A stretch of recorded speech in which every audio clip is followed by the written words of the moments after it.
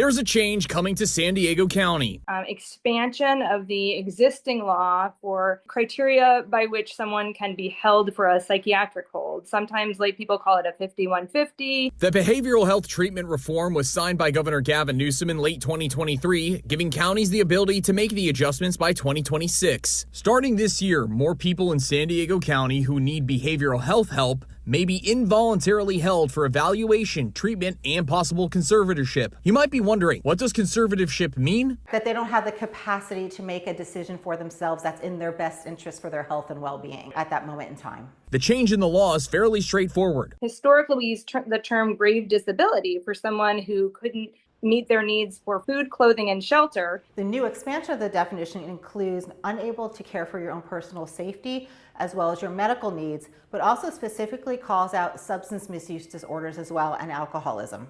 Catherine Nicole is the CEO of NAMI San Diego, a local nonprofit that tackles mental health illness. We've been at the table of how is this going to affect family members? How is this going to affect the actual clients being served?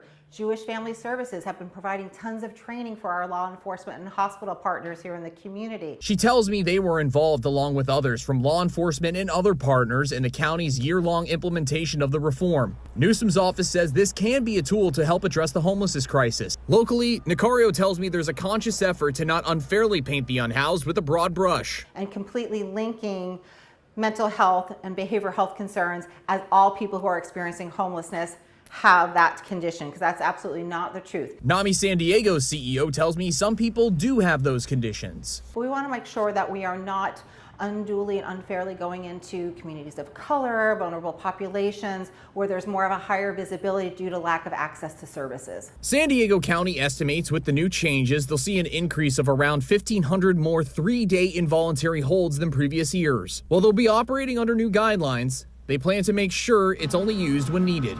And it is always, as soon as someone is voluntary or willing to accept treatment, you cannot place a hold. So as soon as somebody says, I'm happy to, have this treatment or that service, holds don't apply. So that's another guardrail. Ryan Hill, ABC 10 News.